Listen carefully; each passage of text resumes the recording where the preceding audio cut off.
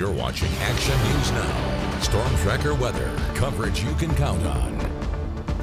Here's a live look over Las Molinas. It looks pretty hazy. I'm hoping that's not smoke in the area and it's just kind of a fuzzy camera lens. And let's check in with Chief Meteorologist Jason Stiff. What's the temperature looking like at this hour, Jason? Well, thankfully, the temperatures are not nearly as hot as they were late last week, where we were tying and breaking records in a few locations. A little bit further north of Las Molinas and Redding is where we had some record tying and record breaking heat last Friday and Saturday. But today, as you can see, the highs a little bit below average. Redding 4 degrees below average with that high of 97. We'll take that. 93 degrees in Chico, 95 in Red Bluff. A little bit of haze and smoke in the air from area fires, but thankfully not too bad. You can still see a lot of blue sky above, and 86 degrees right now in Bernie and in Chester. But aside from that, it is a fairly clear sky. We've had some clouds over the eastern foothills and the Sierra, some trying to move into the west coast as well, and moving over the northwestern corner of Nevada, but no good chances for any wet weather as we head into this final week of July. Hard to believe August is right around the corner. We'll have a fairly clear sky for almost all of Tuesday. Some clouds pushing over the Sierra by late Tuesday evening, but no good chances for rain yet again. Same thing on Wednesday, a mostly sunny to sunny sky area-wide. Temperatures, though, are going to start dropping downward. We're going to have a battle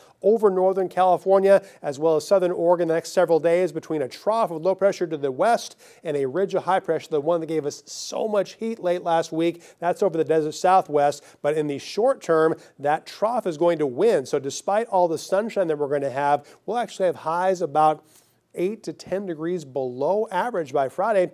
We'll take that in late July and early August, but it's not going to last that long, only about 2 or 3 days. By this weekend and early next week, the ridge starts to push right on back, kind of in a seesaw battle. So we're going to start to rise again, but next weekend, far cooler, although still hot, far cooler than this past couple weekends have been. As you can see in the wind, we're still going to have more of that wind coming out of the south. That nice delta breeze affecting the valley and the foothills between 10 and 15 mile-an-hour breezes. Slightly stronger, though, for our eastern counties, which is going to raise that fire danger. But at least the southerly direction of that wind will keep our temperatures in the seasonable range and then actually getting a little bit cooler by Thursday and Friday before it starts to warm right back up. So in the short term, we do have a red flag warning out. Thankfully, these have been rare thus far this year. Red flag warning out from Modoc County, eastern Lassen County. That'll last through 10 o'clock tonight with some gusty wind at times. Southwest 15 to 25, but as you can see, some gusts over 40 a possibility. You want to get some exercise in tomorrow.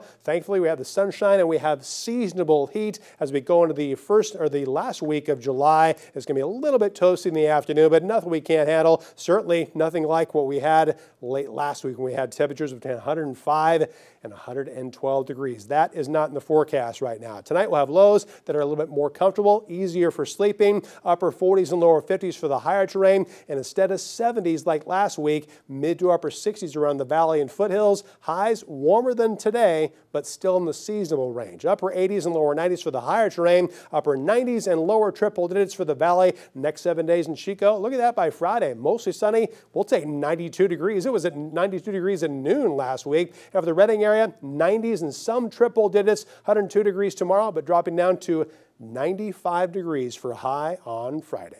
Dropping down to 95. That's great. Thanks, Jason.